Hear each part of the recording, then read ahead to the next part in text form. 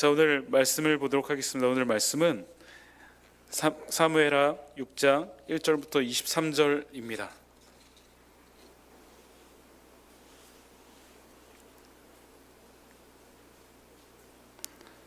사무엘하 6장 1절부터 23절입니다.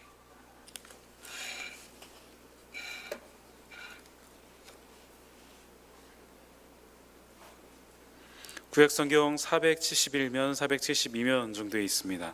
사무엘하 6장 1절부터 23절입니다. 우리 한 절씩 교독하여 읽도록 하겠습니다. 다윗이 이스라엘에서 뽑은 무리 3만 명을 다시 모으고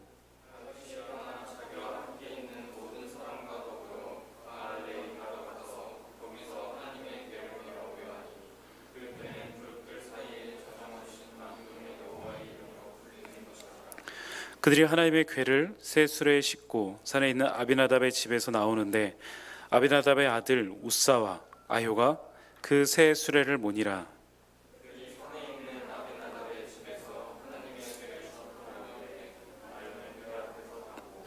다윗과 이스라엘 온 족속은 잣나무로 만든 여러 가지 악기와 수금과 비파와 소고와 양금과 재금으로 여호와 앞에서 연주하더라.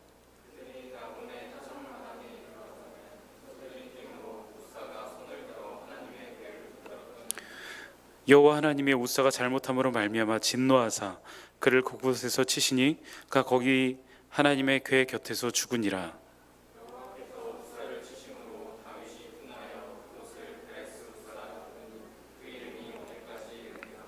다시 그날에 여호와를 두려워하여 이르되 여호와의 궤가 어찌 내게로 오리오 하고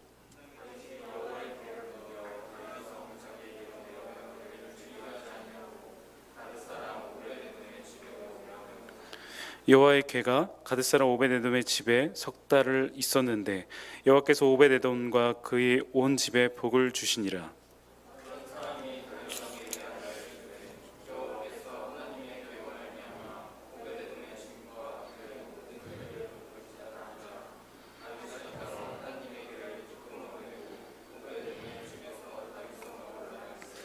여호와의 궤를 맨 사람들이 6걸음을 가매 다윗이 소와 살찐 송아지로 제사를 드리고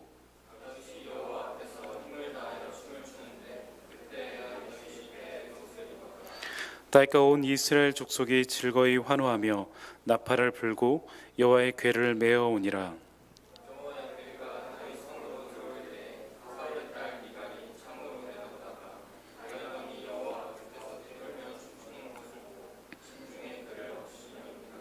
여호와의 궤를 메고 들어와서 다윗이 그것을 위하여 친 장막 가운데 그 준비한 자리에 그것을 두매 다윗이 번제와 화목제를 여호와 앞에 드리니라.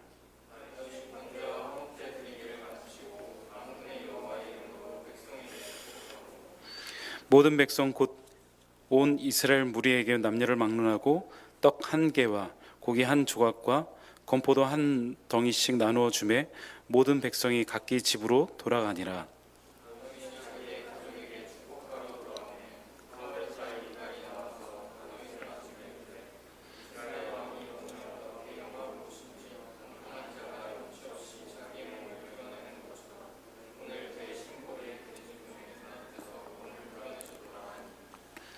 다윗이 미갈에게 이르되 이는 여호와 앞에서 한 것이니라. 그가 내 아버지와 그의 온 집을 버리시고 나를 택하사 나를 여호와의 백성 이스라엘 주권자로 삼으셨으니 내가 여호와 앞에서 뛰놀리라.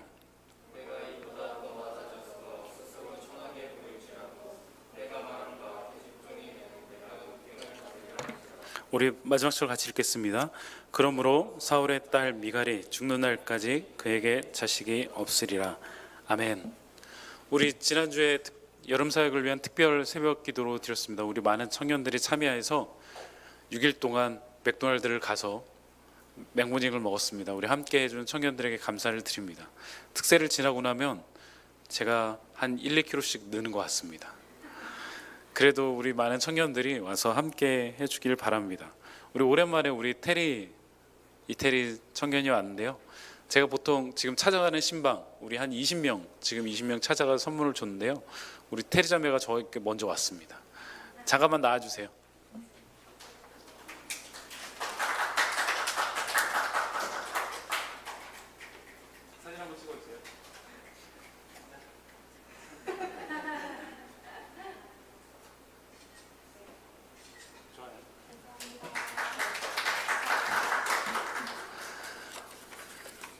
아직 못 받으신 분들 제가 꼭 찾아가니까요. 조금만 기다려 주시기 바랍니다.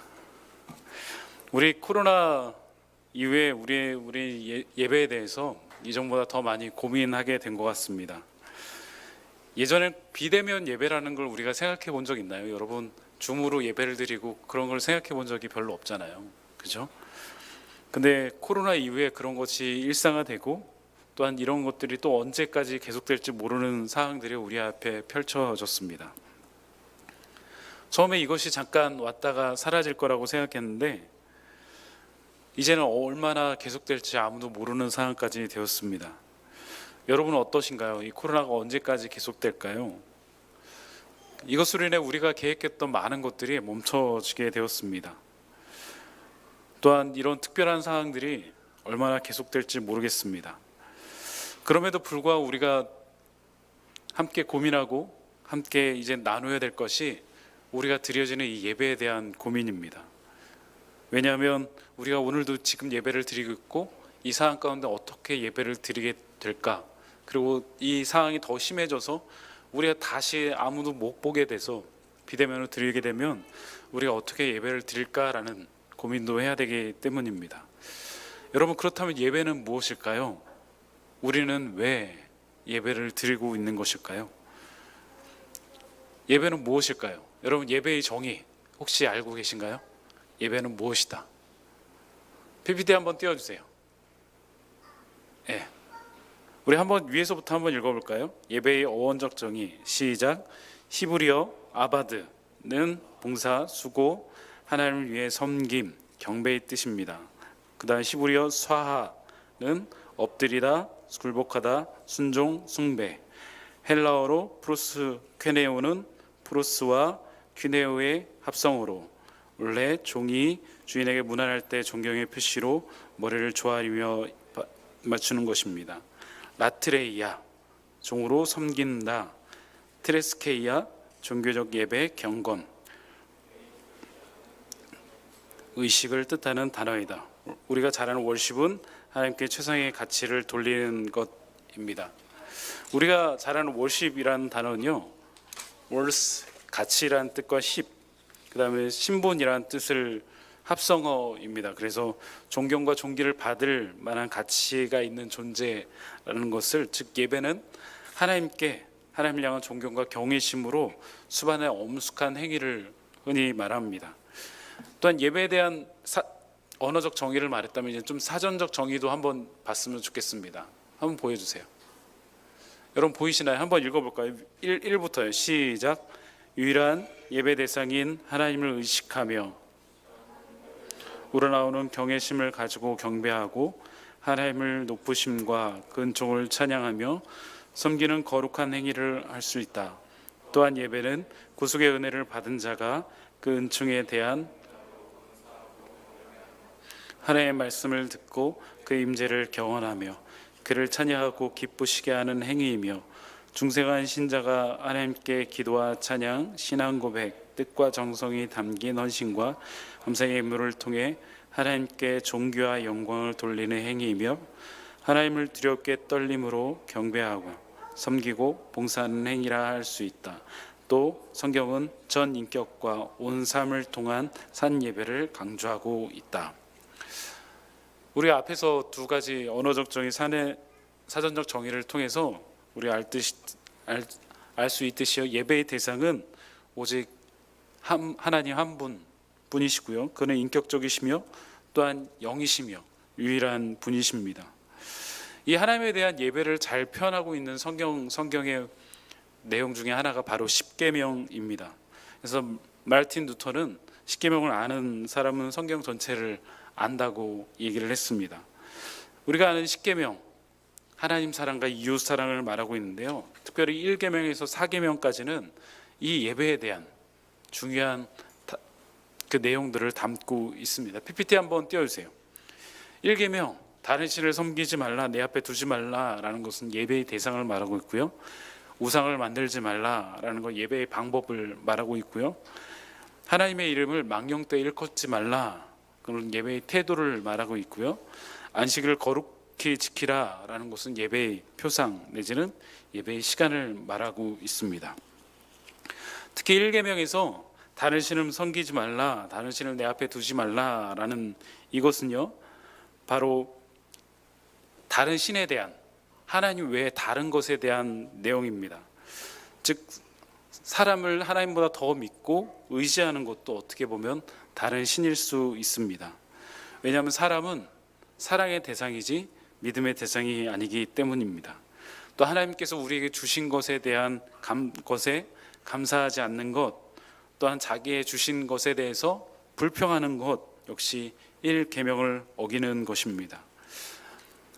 이스라엘 백성은 이 10계명을 중심으로 움직였습니다. 그래서 우리 성막에는 이 중요한 10계명을 담고 있습니다. 이스라엘 백성은 출애굽 이후 이 10계명의 말씀을 따라 성막을 중심으로 생활을 했습니다. PPT 한번 띄워주세요. 네, 성막을 중심으로 12지파가 진을 쳤고요. 그 다음에 행군도 이 성막을 중심으로 움직였습니다. 그럼 성막은 어떻게 이루어졌을까요? 네, 좋습니다. 성막의 뜰 안에는 레위기의 말씀처럼 성소와 지성소가 이렇게 안에, 저기 천막 안에 보이는 게 성소고요, 지성소고요, 바깥에가 성소입니다. 또한 바깥에는 물두멍과 번제단으로 이루어져 있고요, 지성소 안에는 특별히 언약궤가 있었습니다. 그래서 퀴즈를 드리겠습니다. 언약궤에는 무엇이 들어있을까요? 세 가지가 들어 있었습니다. 하나님의 궤 안에는 세 가지가 들어가 있었는데 그것이 무엇일까요? 이달의 추천도서를 드리겠습니다.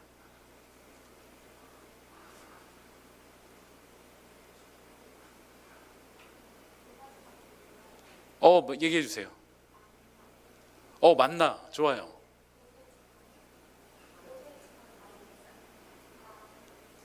그렇죠. 아론의 지팡이입니다. 모세의 지팡이 아니에요. 그거 위험합니다. 그 다음에 십계명, 법궤, 이렇게 세 가지 들어있어요. 와, 좋아요, 좋아요. 거기 안에 책이 있어요. 좋아요. 그 지성소 안에는 항상 하나님의 임재가 있었습니다. 그래서 그 지성소에는 대제사장만이 1년에 한 번 딱 이렇게 대속죄일에 들어갈 수 있었습니다. 대속죄일은 유대인 역으로 7월 10일입니다. 이스라엘 백성은 이 출애굽 과정 가운데 하나님의 말씀을 따라 성막을 만들고요, 그 성막을 따라 걸음을 한 걸음 한 걸음 옮겨갔습니다. 성막에는 무엇이 들어있었다고요? 아론의 쌍난 지팡이, 십계명 2돌판, 그 다음에 만나 한 오매를 들은 항아리가 이렇게 들어있었습니다. 그래서 이거 정도는 알고 계셔야 됩니다. 성훈 형제 뭐라고요?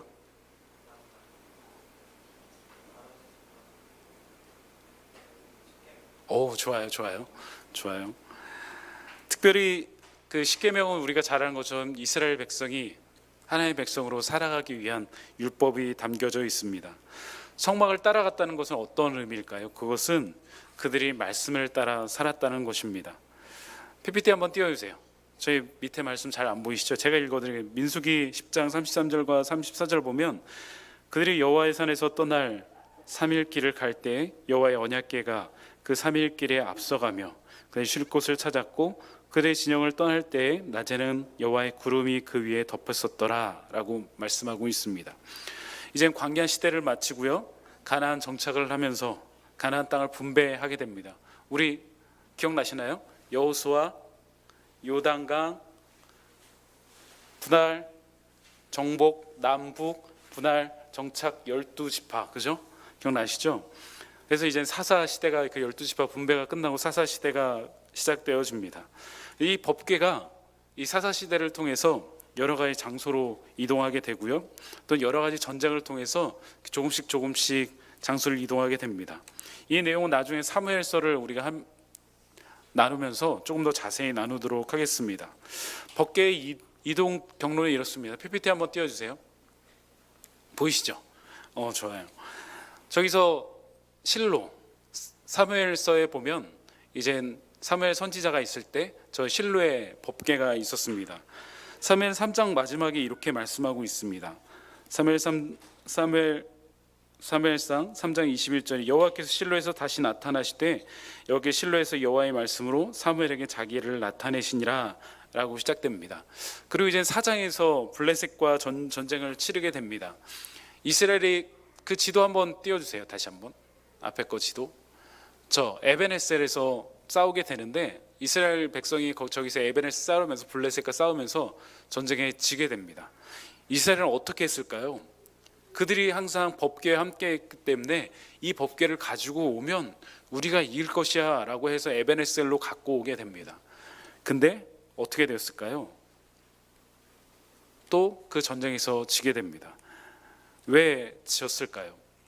그 실로에서 이 언약궤를 지키는 사람이 누구였는지 여러분 아시나요? 바로 엘리의 아들 홈니와 비느하스입니다. 홈니와 비느하스 어떤 사람이었죠? 엘리의 아들로 사무엘상 2장에 보면 엘리가 매우 늙었더니 그의 아들들이 온 이스라엘에게 행한 모든 일과 회막문의 수종들은 여인들과 동침하였음을 듣고 그들에게 이르되 너희가 어찌하여 이런 일을 하느냐 너희 악행을 이 모든 백성에게 듣노라 라고 말한, 즉 홈니와 비느하스는 성전의 물건들을 탐하고요 성전의 여인들을 취하고 그런 역할을 하였습니다. 거기서 이스라엘은 결국 패하게 되고요 이스라엘은 언약궤를 빼앗기게 됩니다. 언약궤가 이스라엘 백성에게 있는 것이 아니라 블레셋에게 넘어가게 되었습니다. 이제 이 블레셋은 하나님의 궤를 빼앗아 에벤에셀에서 아스돗으로 옮기게 됩니다. 저 지중해 글자 밑에 있는 아스돗, 거기서 이제 다곤의 자기들이 섬기는 다곤의 신전 옆에 두게 되는데요. 여기서 두 가지 일들이 일어납니다. 첫 번째는 다곤의 신상이 다 무너져 버리고요 팔다리가 끊어져 버리고 얼굴이 잘려 버립니다. 하루아침에 일어난 일입니다. 거기다가 독한 독종이 아스돗 전 지역으로 퍼지게 됩니다. 그래서 블레셋 사람들이 난리가 납니다. 이게 어찌 된 일인가? 이게 이 언약궤를 가져와서 일어난 일이다라고 해서 결국 가드로 옮기게 됐는데 거기서 더 큰 독종들이 일어나고 종기들이 일어납니다. 그래서 하나님의 궤를 이 베스메스라는 곳으로 옮기게 됩니다.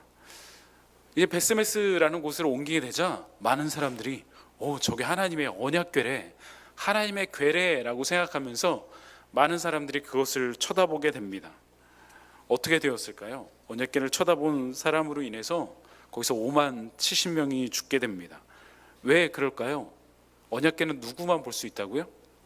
대제사장이 1년에 한 번 볼 수 있었기 때문입니다. 즉 하나님의 택한 사람만 볼 수 있었고 특별히 레위 지파 중에 고아 자손만 이 언약궤를 맬 수 있는 특권들이 있었습니다. 그들에게 그 일을 맡겨 주셨기 때문입니다. 그런데 베스메스 사람들이 그것을 쳐다보게 됩니다. 그래서 거기서 5만 70명이 죽게 됩니다. 베스메스 사람들이 이런 고백을 합니다. 사무엘상 6장 20절에 보면 베스메스 사람들이 이르되 이 거룩하신 하나님 여호와 앞에 누가 능히 서리요 그를 우리에게로 누구에게로 올라가시게 할까 하고 전령들을 기랏 여아림 주민들에게 보내어 이르되 블레셋 사람들이 여호와의 궤를 도로 가져왔으니 너희는 내려와서 그것을 너희에게로 옮겨가라 라고 합니다. 즉 이 하나님의 궤가 기랏 여아림으로 다시금 돌아오게, 이스라엘 백성으로 돌아오게 됩니다. 그래서 언약궤는 이 아비나답의 집에, 기랏 여아림에 있는 아비나답의 집에서 지키게 됩니다. 사무엘상 7장 1절과 2절을 보면 기랏 여아림 사람들이 와서 여호와의 궤를 옮겨 산에 사는 아비나답의 집에 들여놓고 그의 아들 엘리에셀을 거룩하게 구별하여 여호와의 궤를 지키게 하였더니 궤가 기랏 여아림에 들어간 날로부터 20년 동안 오래 있은지라 이스라엘 온 족속이 여호와를 사모하니라. 그리고 거기서 20년을 지나게 됩니다. 지도 한번 다시 보여주세요. 기랏 여아림 저기 보이시죠? 중앙 쪽에 있는데 그리고 20년이 지나고 오늘 본문이 이제 등장합니다. 오늘 본문이 이 사무엘하 7장이 등장하기 전에 바로 6장에는 다윗이 온 이스라엘과 유다 왕으로 등극하는 장면이 나옵니다. 다윗이 왕으로 등극하자마자 했던 것은 무엇일까요? 바로 20년 동안 기다려왔던 기랏 여아림에 있었던 저 여호와의 궤를 오고 싶었습니다. 왜 가지고 오고 싶었을까요? 그곳에는 이 여호와의 궤 안에는 하나님의 임재가 항상 있었기 때문입니다. 하나님을 만나는 곳이기 때문입니다. 그래서 이스라엘 백성 중에서 중요한 사람 3만 명을 모아서 바알레 유다로 가서 거기서 하나님의 궤를 가져오게 됩니다. 바알레 유다, 오늘 본문 6장 1절과 2절에서 등장하는 이 바알레 유다라는 말과 기랏 여아림이라는 이 단어는 사실 같은 지명인데 다르게 부르는 말 중에 하나입니다. 역대상 13장 6절 보면 다윗이 온 이스라엘 백성들을 거느리고 바알라 곧 유다에 속한 기랏 여아림에 올라가서 여호와 하나님의 궤를 메우려 하니 이는 여호와께서 두 그룹 사이에 계심으로 그러한 이름으로 일컬음을 받았더라 라고 말씀하고 있습니다.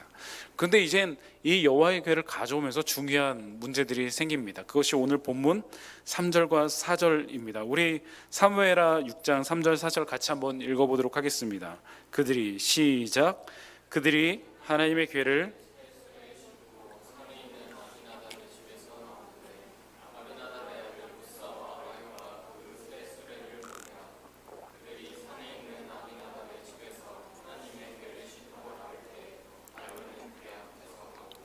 드디어 다윗이 이 여호와의 궤를 여호와의 전으로 예루살렘으로 옮기게 됩니다.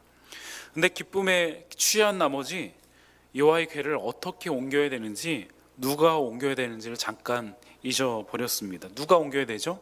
고앗 자손이. 민수기 4장 4절 보면 고앗 자손이 회막 안에서 지성물에 대해 할 일은 이러하니라.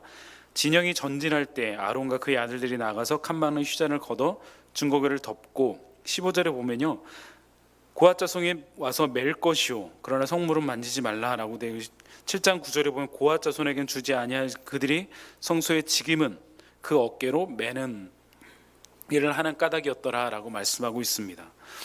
특별히 하나님께서 이스라엘 백성 중 레위 지파, 그 중에서도 고앗 자손에게만 이 언약궤를 매는 일을 맡겼습니다. 근데 오늘 본문에서 여호와의 궤를 어떻게 옮겼나요? 역대상 13장 7절을 보면 하나님의 궤를 새 수레식과 아미담의 집에서 나오는데 우사 아이오는 수레를 몰며, 즉 새 수레를 가져다가 그 수레에 언약궤를 얹고 이렇게 몰고 나오게 됩니다. 왜 이렇게 했을까요? 블레셋이 이전에 그렇게 옮겼기 때문입니다. 근데 신기하게 이게 이 언약궤를 나곤의 타작마다까지 옮기게 됐는데 거기서 소들이 뛰기 시작합니다. 그때 소들이 막 뛰니까 언약궤가 흔들리겠죠.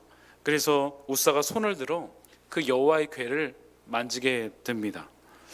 어떻게 되었나요? 오늘 본문은 이렇게 말합니다. 여호와 하나님이 우사가 잘못함으로 말미암아 진노하사 그를 그곳에서 치시니 그가 거기 하나님의 궤 곁에서 죽으니라. 여호와께서 우사를 치심으로 다시 분하여 그곳을 베레스 우사라 부르니 그 이름이 오늘까지 이르니라. 우사가 잘못함으로 라고 말하고 있습니다. 그가 무엇을 잘못한 것일까요?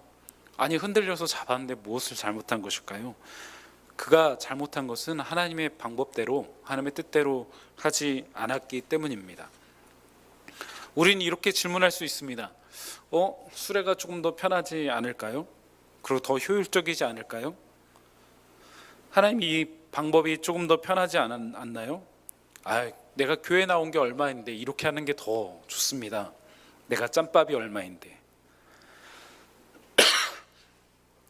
우린 예배를 드리면서 조금 더 우리가 편한 방법, 효율적인 방법을 찾아가곤 합니다. 사람들은 조금이라도 내가 편한 방식으로 예배를 드리려고 합니다. 2달 동안 우리는 어쩔 수 없이 온라인 예배를 드렸습니다. 저도 그때 쓰러져서 1달 동안 온라인 예배를 드렸습니다. 누군가에게는 최선의 방법일 수도 있지만요, 누군가에게는 굉장히 편한 방법일 수도 있습니다. 우리는 조금이라도 내 몸이 쉬운 방법을 택합니다. 결국 하나님의 방법과 요구를 뒤로하고 내 편함을 택하곤 합니다. 우사도 그랬는지 모릅니다. 또 한 가지 볼 것이 있습니다. 하나님이 우사가 잘못함으로 말미암아 진노하사라는 이것을 영어 NIV 버전을 보면 irreverent act라고 해석하고 있습니다. 즉 적절하지 않은 행동입니다. 우사의 행동이 하나님 앞에 적절하지 않았다는 뜻입니다. 우사가 언약궤를 붙들었더니라는 이 붙잡다라고 의미된 이 히브리어 단어는요, 아카츠입니다. 이 아카츠라는 단어는 나의 소유를 표현하고 있습니다. 이건 내 거야 라는 것입니다. 그래서 여기서 파생된 단어가 아쿠짜입니다. 이것은 나의 기업이요 라고 할 때 이런 표현을 씁니다. 즉 여호와의 궤가 흔들렸을 때 우리 집 궤가 흔들리려고 하네, 내가 잡아줘야지, 그렇게 소유권을 의식하면서 그것을 붙잡았다는 것입니다. 충분히 그럴 수 있죠. 그가 어렸을 때부터 20년 동안 봐왔던 여호와의 궤이기 때문입니다. 너무나 친숙했고 자기도 모르게 자기의 궤처럼, 그리고 내가 주인인 것처럼 생각했는지도 모릅니다. 그래서 손을 뻗었고 결국 여호와의 치심을 경험하게 되었습니다. 이것에 대해서 유진 피터슨 목사님이 이런 얘기를 했습니다. 주제넘게 하나님 관리 책임자의 행세를 하려 들면 죽게 된 것이다. 우사가 하나님이 당연히 자기의 것인 양, 당연히 자기가 그분을 책임지고 관리해야 한다고 생각했던 사람이었다라고 표현하고 있습니다. 즉 우사는 나만이 하나님을 지킬 수 있어 라고 생각했던 것입니다. 그래서 우사가 그것을 붙들었다라고 성경은 표현하고 있습니다. 원래 아비나답의 집에 있을 때 그것을 지키던 사람이 아비나답이었고 그 가정이 그것을 지켜야 됐는데 이젠 붙드는 모습으로 자기의 소유처럼 바뀌었다는 것입니다. 하나님 것이 자기의 것이 되어버렸습니다. 우리도 종종 이런 모습들을 보곤 합니다. 대부분 처음부터 이런 일들이 일어나지 않습니다. 하나의 일과 사역과 장소에 오래 머물다 보면 하나님의 것이 내 것처럼 바뀌게 됩니다. 하나님의 사람이 내 사람처럼 느껴지기도 합니다. 나 아니면 안 돼. 이 일을 섬기는 자가, 이 일을 소유하는 자가 결국 돼버리곤 합니다. 우리에게 주신 이 모든 일들은요, 모든 사역들은 우리의 주신 대신 하나님께서 우리에게 잠깐 맡겨주시고 섬기라고 주신 것입니다. 즉 우리의 소유가 아니라는 것입니다. 여기서 다윗의 반응이 중요합니다. 여호와께서 우사를 치심으로 말미암아 다윗이 분하여 베레스 우사라고 부르게 됩니다. 그리고 다윗이 두려워하여 여호와의 궤가 어찌 내게로 오리오 라고 대답을 합니다. 우리 같은 본문인데요, 조금 다르게 표현한 역대상, 우리 동훈 형제가 처음 아까 얘기한 역대상 13장 10절 11절 한번 같이 한번 읽도록 하겠습니다. PPT 한번 띄워주세요. 같이 한번 읽겠습니다. 시작. 우사가 손을 펴서 여호와의 궤를 붙듦으로 말미암아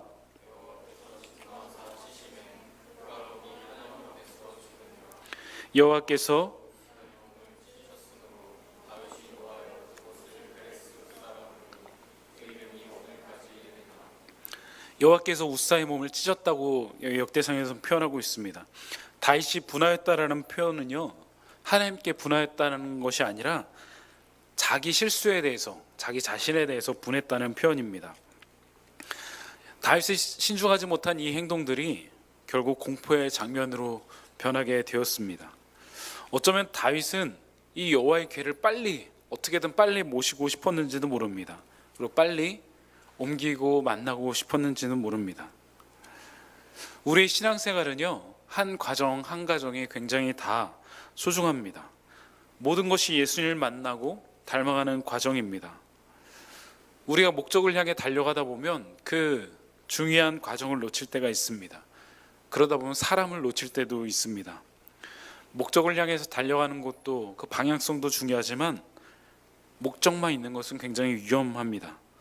그러다 보면 수단 방법을 결국 가리지 않게 되고요, 결국 사람을 잃어버리게 됩니다. 사역은 뭘까요? 사역은 결국은 사람을 살리는 것인데, 그래서 배려하고 기다려줘야 되는데 결국 자기만 그 목적점을 향해 달려갑니다. 결국 블레셋을 그 여호와의 궤가 있는 곳에서 흩으셨던 것처럼 거룩함을 잃어버린 이스라엘과 우사를 흩어버리십니다. 제가 늘 말씀드리죠. 공동체가 서고 그리고 성장하는 길은 무엇보다도 공동체와 개인의 거룩이라고요. 이 거룩은요, 다른 것을 시작하는 것이 아니라 바로 하나님의 말씀대로 순종하는 것부터 시작됩니다. 하나님을 바르게 예배하는 것은요, 하나님과 예수님에 대한 바른 지식을 갖는 것입니다. 바른 지식에서 바른 예배가 나옵니다. 그래서 우리는 꼭 배워야 됩니다. 우리 새가족반 2기 모임을 모집하고 있습니다. 몇 명 안 모이기 때문에 많아서 맥스가 4명입니다. 그래서 벌써 마감됐습니다. 3기도 벌써 2명이 찼습니다. 여러분, 여기 모든 청년들이 모두 다 수료했으면 하는 과정입니다. 코로나로 어려운 상황이기 때문에 줌으로도 할 예정입니다. 그래서 모두 함께 하셔서 기본적인 거 다 여러분 협력하시길 바랍니다. 질문 하나 할까요? 동규 형제, 선악과를 지으신 목적이 무엇이죠?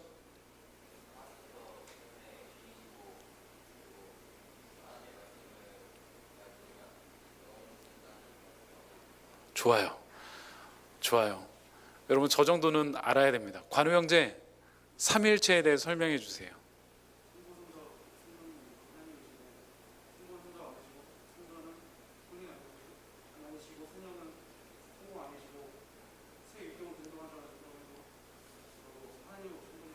와, 좋아요.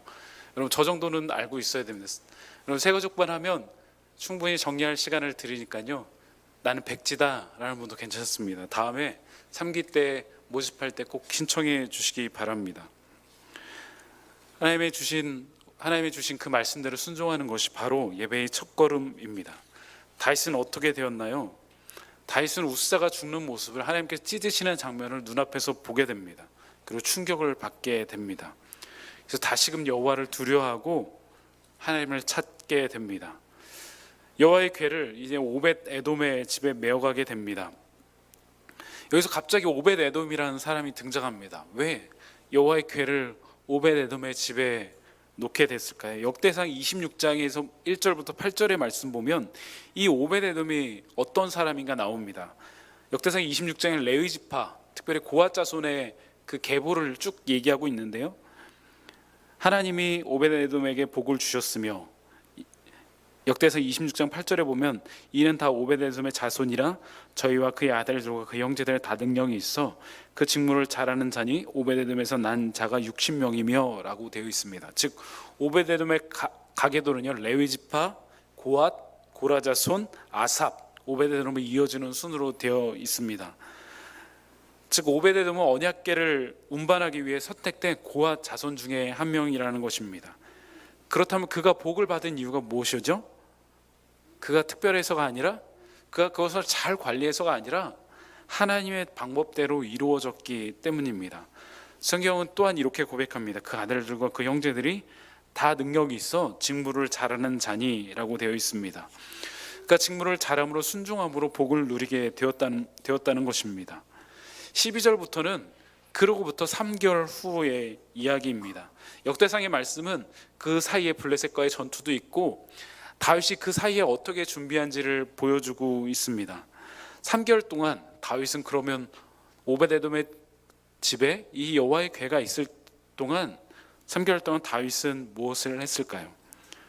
그가 잘못을 인정하고요, 다시 궤를 옮길 준비를 합니다. 역대상 15장 1절에서 4절 말씀 보면 여호와의 궤를 놓을 장소를 마련하는 것을 볼 수 있습니다.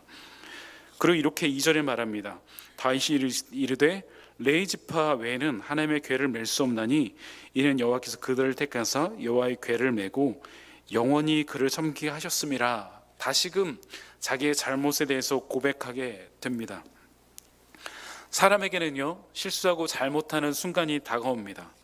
그럴 때 어떻게 해야 될까요? 여러분이 어떤 큰 실수를 했어요. 어떻게 해야 될까요?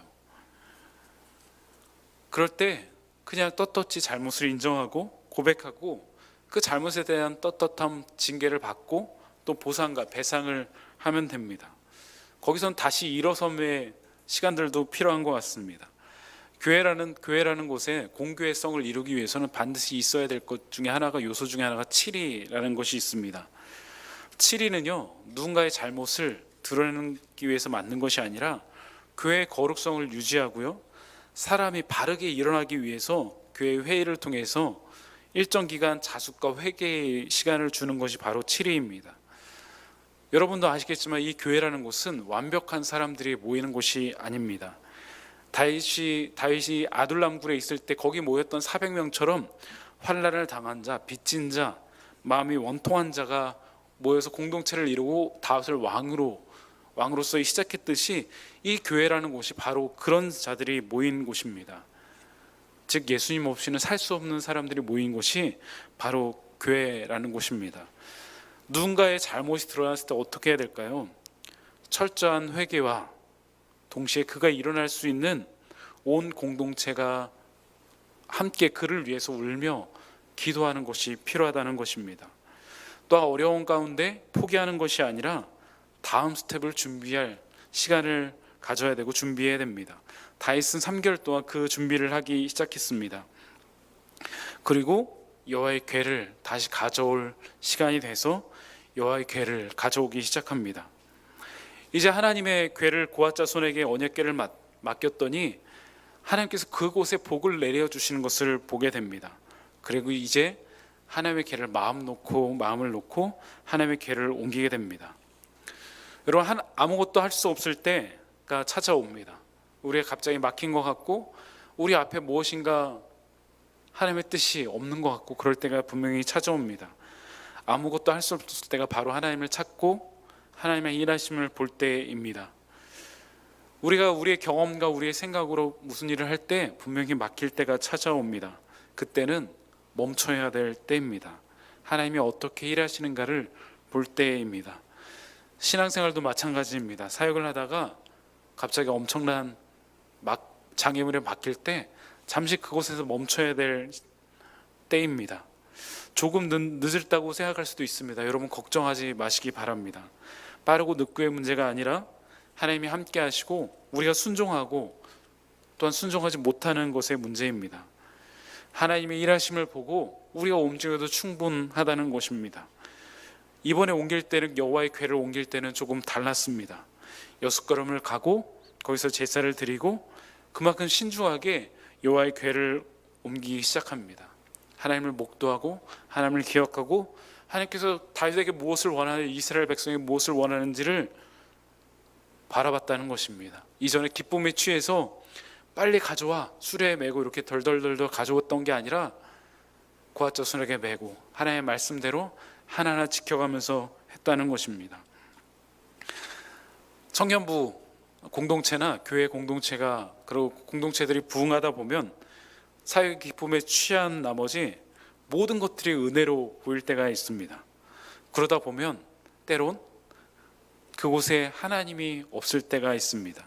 그 자리에 우리만 있고 하나님만 없을 때, 내 방법, 내 리더십, 내 경험, 내 욕심, 즉 이 공동체의 방법, 이 공동체의 시스템, 이 공동체에 그동안 해왔던 연륜, 경륜, 그리고 공동체의 욕심만 남아있을 때가 있습니다. 또한 그렇게 되지 않으면 분노가 일어나기도 하고 또한 서운한 마음이 들어오기도 합니다. 우리 한 교회에 오래 있다 보면요, 한 10년, 20년, 30년 있다 보면 신기하게도 내가 교회를 다 안다고 생각하곤 합니다. 내 교회 사람들을 다 알고 내가 교회 함께 태어나고 교회 함께 걸었어 라고 생각합니다. 또 하나님의 일하심을 다 안다고 생각합니다. 근데 우리는 어떤 사람이죠? 우리는 참 연약한 사람입니다. 우리는 하나님의 사실 일하심을 조금도 헤아릴 수 없는 사람입니다. 우리는 대부분 이렇게 생각합니다. 하나님께서 이렇게 일하실 거야 라고 생각을 합니다. 그리고 우리가 먼저 움직입니다. 그런데 먼저 움직이면 하나님께서 일하시지 않습니다. 기다려야 됩니다. 기다려야만 하나님의 일하심을 볼 수 있습니다. 이번 여름 수련회를 준비하면서 제 안에 수많은 고민들이 생겼습니다. 상황들이 좋지 않을 뿐더러 쉽게 결정할 수 없었습니다. 보통 부활절 시즌이 끝나면 바로 여름 수련회 장소를 우리 임원 카톡에 올리고 후보군들을 찾고 예약을 하곤 합니다. 근데 이번 코로나 사태를 터지면서 어려운 상황들이 펼쳐졌습니다. 5월, 6월이 되면서 제 안에는 이런 불안함이 있었습니다. 그래도 예약을 해야 되지 않을까 조바심이 났습니다. 괜찮은 장소들은 미리 예약을 하고 예약금을 걸지 않으면 그곳을 갈 수 없기 때문입니다. 우리 임원들도 아시겠지만 임원들도 함께 고민하고 또 우리가 5월달이 되면 수련회 가이드라인이 어느 정도 짜여지고 6월달에 답사를 가고 7월달엔 벌써 준비가 다 끝났을 것입니다. 작년에 그렇게 해왔고 매번 그렇게 했습니다. 그리고 7월엔 릴레이 금식을 하고 있을 지금 때입니다. 그런데 이번에는 아무것도 할 수 없었습니다. 그리고 지난주에 여러분도 잘 뉴스를 봐서 아시겠지만 정부의 지침에 따라 교회 모든 모임들이 중단되었습니다. 우리 교회도 예배를 제외한 모든 모임이 중단됐습니다. 특히 우리 교회 끝까지 가지고 있었던 우리 권사님들이 하시는 화요 중보기도 모임도 멈추게 되었습니다. 우리 차잉팀 모임도 어제 모였었는데 밥만 먹고 헤어졌습니다. 이젠 더 이상 토요일날 연습을 할 수 없게 되었습니다. 상황이 어렵고 답답하고 참 힘든 상황들이 우리에게 찾아왔습니다. 그럼에도 불구하고 이 상황 가운데 우리가 어떻게 해야 될까요? 이 상황 가운데 하나님을 소망하며 기다려야 됩니다. 왜냐하면 하나님이 답답하고 어려운 상황 가운데 하나님이 일하시기 때문입니다. 오늘 차익팀 어땠나요? 오늘 차익팀 보면서 비긴 어게인이 생각났습니다. 좋았어요. 감사합니다. 이제 다윗은 이전보다 더 신중해졌습니다. 6걸음을 걷고 예배를 드리고 또 6걸음을 걷고 예배를 드리기를 반복합니다. 역대상 15장 12절에서 15절 말씀, 특별히 13절 말씀 보면 이렇게 말하고 있습니다. 전에는 너희가 매지 아니하였으므로 우리 하나님 여호와께서 우리를 찢으셨으니 이는 우리가 규례대로 그에게 구하지 아니하였음이라 하니. 이제는 하나님 말씀대로 규례대로 움직이기 시작합니다. 그리고 여호와의 궤가 움직이는 것을 보고 다윗이 힘을 다하여 춤을 추기 시작합니다. 우리 사무엘하 6장 14절 15절 한번 같이 한번 읽어볼까요? 같이 한번 읽겠습니다. 시작.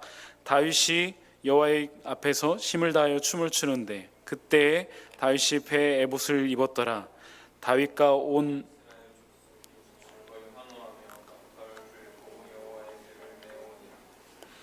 다윗이 여호와의 궤를 오는 것을 보면서 얼마나 행복했을까요? 왜냐하면 그곳에 하나님의 임재가 있었고 하나님을 만날 수 있었기 때문입니다. 그래서 여호와의 궤가 예루살렘에 옮길 때 그가 힘을 다하여 춤을 춥니다. 여러분도 하나님의 임재가 있는 곳에서 여러분이 하나님을 만나고 하나님을 경험하는 여러분 되길 간절히 소망합니다. 곳에서 하나님께 마음껏 춤을 추고요, 찬양하는 여러분 되길 간절히 소망합니다. 하나님을 만나는 곳이 여러분의 최고의 기쁨이 되길 간절히 원합니다. 그가 얼마나 기뻤던지 옷이 벗겨질 정도로 모르게 춤을 춥니다. 그것을 봤던 아내 미갈이 왕이 사람들 앞에서 저게 뭐야 라고 그를 업신 여기게 됩니다. 우리도 그럴 수 있죠. 예배를 드리다 보면 누군가 굉장히 은혜를 받습니다. 울기도 하고요, 춤을 추기도 하고 소리를 지르게 하고 주님을 부르짖기도 합니다. 근데 한편으로 그런 모습들을 보면서 저 사람 뭐야, 적당히 해야지, 그렇게 때로 시기하고 질투하기도 합니다. 우리 주원이가요, 요즘에 좋아하는 것이 생겼습니다. 바로 놀이터 가는 것을 좋아합니다. 아침에 일어나면 요거트를 먹고요, 바로 신발을 신고 기다리고 있습니다. 놀이터 가자고. 그래서 놀이터에 있을 때 제가 가끔씩 퇴근을 합니다. 그래서 놀이터에서 만나곤 합니다. 저기 멀리 있는 주원이를 향해 주원아 이렇게 부르면요, 주원이가 세상에서 가장 행복하고 기쁜 표정을 지면서 저에게 달려옵니다. 우리 주원이가 그때 얼마나 빠른지 모릅니다. 중간에 넘어지는지도 모르고 아빠에게 손을 뻗어서 이렇게 하면서 막 달려옵니다. 그럼 제가 주원이를 더 빨리 달려가서 안습니다. 저에게 가장 행복한 시간 중에 하나입니다. 다윗이요, 여호와의 궤를 보면서 그런 아빠가, 그런 하나님이 느껴졌습니다. 하나님께 달려갔습니다. 옷이 벗겨지는지도 모르고 넘어지는지도 모르고 그가 춤을 췄습니다. 그리고 그가 그 궤를 가져오면서 중요한 일을 한 것이 있습니다. 사무엘하 6장 17절을 보면요, 그들이 첫 번째 온 백성과 함께 예배를 드렸습니다. 그리고 그 예배가 그 순간만 있었던 것이 아니라 예배하는 사람을 따로 세워서 그 예배가 계속되도록 하였습니다. 역대상 16장 37절 보면 다윗이 아삽과 그의 형제들을 여호와의 언약궤 앞에 있게 하며 항상 그 궤 앞에서 섬기게 하되 날마다 그 일대로 하게 하였고, 그들이 아삽을 세워서 그의 형제들을 세워서 그곳에 날마다 예배하게 하였다는 것입니다. 두 번째로 모든 백성과 함께 떡과 포도주로 애찬을 하였습니다. 그 기쁨을 다윗 혼자 나눴던 것이 아니라 그 모든 공동체, 모든 백성들에게 나눠 주었다는 것입니다. 기쁨은 공동체에 나눠줬을 때 더 큰 기쁨이 됩니다. 여러분도 여러분의 기쁨을 나누시기 바랍니다. 그럴 때 그 기쁨 가운데 하나님의 은혜와 역사가 있습니다. 하나님께서 여러분에게 주신 것들이 많이 있습니다. 재능도 있고요, 물질도 있고 시간들도 있습니다. 그것들은 여러분 자신만 쓰라고 주신 것이 아니라 이 공동체와 여러분의 섬기는 사람들과 나누라고 주신 것입니다. 그리고 잠깐 여러분에게 맡겨 주신 것입니다.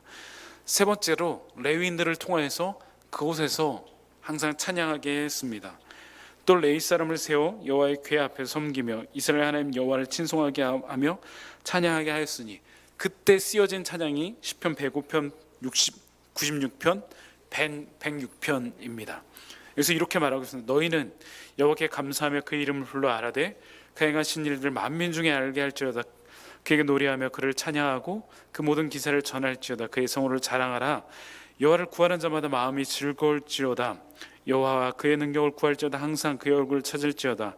그의 종 이스라엘 후손 곧 택하신 야곱의 자손, 너는 그 행하신 기사와 그의 이적과 그의 입의 법도를 기억할지어다 라고 이렇게 고백을 하였습니다. 하지만 그런 일 가운데 안타까운 일도 있었습니다. 미갈이 축복을 누리지 못하였습니다. 우리 마음 가운데 사역을 하다 보면 질투하는 마음이 생기고 불안한 마음이 생기고 또 서운한 마음이 생기면 어떻게 되냐면요, 하나님의 축복을 누리지 못합니다. 다윗이 죽는 날, 그 미갈이 죽는 날까지 자식이 없었더라. 다윗은 그 앞에서 이렇게 고백합니다. 여호와 앞에서 한 것이라 라고요. 우리 신앙생활은 내 방법과 내 방법대로 이루어지는 것이 아닙니다. 우리는 대부분 많은 사람들이 하나님이 내 기도를 들어줄 분이라고 생각하고 또 하나님이 내 것을 반드시 해줘야 돼 라고 생각하는 사람들이 많이 있습니다. 아닙니다. 우리는 단지 그 하나님의 일하심을 볼 뿐입니다. 여러분, 사역이 무엇일까요? 사역은 하나님의 일하심을 보는 것입니다. 내가 무슨 일을 하고 내가 어떠한 일을 하는 것이 사역이 아니라 그 시간 가운데 하나님의 일하심을 보는 것이 사역입니다. 저도 마찬가지입니다. 이 교회에서 우리 청년부 가운데 무슨 큰 일을 하는 것이 아니라 이 가운데서 있는 동안 하나님의 일하심을 보는 것입니다. 여러분, 우리 청년부 가운데 일하시는 하나님이 그동안 많이 느껴지셨죠? 저는 이 어려운 상황 가운데도 여전히 느껴집니다. 여러분, 매주마다 하나님의 일하심을 경험하는 여러분 되기를 소망합니다. 이제 오늘 말씀을 마치려고 합니다. 다윗은 이렇게 고백했습니다. 여호와 앞에 한 것이라. 우리는 항상 주님 앞에 서 있습니다. 그럼에도 불구하고 우리가 여호와의 궤를 가져올 때 첫 번째 실수했던 것처럼 우리가 하나님의 일을 하면서도 또한 주님 안에 있으면서도 여전히 쓰러지고 넘어질 때가 있습니다. 그 쓰러진 장소, 쓰러진 곳도 여전히 하나님을 만날 장소고 하나님을 만날 곳입니다. 우리의 실패의 자리, 우리가 쓰러진 그곳에서도 하나님은 여전히 함께 계십니다. 시편 37편에 이렇게 고백하고 있습니다. 여호와께서 사람의 걸음을 정하시고 그의 길을 기뻐하시나니 그는 넘어지나 아주 엎드려지지 아니함은 여호와께서 그의 손으로 붙드심이로다라고요. 다윗은 다시 일어나서 예루살렘으로 그 여호와의 궤를 옮깁니다. 하나님을 만나는 기쁨에 그가 온 힘을 다해서 춤을 춥니다. 우리가 드리는 이 예배는 여호와의 궤, 하나님의 임재를 경험하고 만나는 곳입니다. 하나님의 음성을 듣는 곳입니다. 여러분이 이 예배 때마다 그 하나님의 음성을 듣게 되는 여러분 되길 간절히 소망합니다. 주일날 잠깐 드리는 이 한두 시간의 시간이지만 이것을 통해서 다윗처럼 하나님을 경험하고 하나님을 만나는 시간 되길 간절히 소망합니다. 여러분, 실수할 수도 있습니다. 쓰러질 때도 있습니다.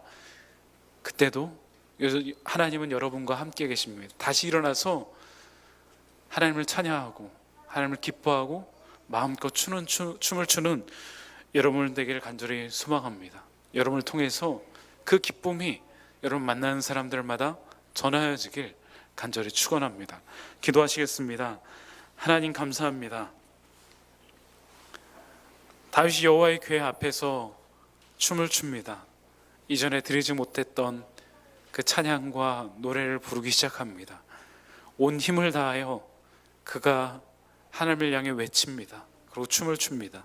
하나님, 우리 청년들 이 주일날마다 예배드릴 때마다 하나님의 임재를 경험하게 도와주시고 하나님의 임재 앞에 이들이 마음껏 목 놓아 부르짖으며 찬양하며 하나님께 나아갈 수 있는 우리 모든 청년들이 될 수 있도록 주님 역사하여 주시옵소서. 다윗이 여호와의 궤를 가져오면서 실수하고 넘어졌습니다.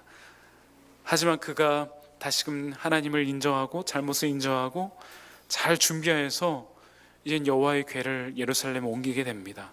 하나님, 우리 청년들 가운데 넘어지고 쓰러진 청년이 있다면 하나님 그들을 위로하여 주셔서 다시 일어나는 기쁨을 맛볼 수 있는 우리 청년들 될 수 있도록 주님 역사하여 주시옵소서. 무엇보다도 우리가 주님 앞에 살아가는 이번 한 주 될 수 있도록 주님 역사하여 주시옵소서.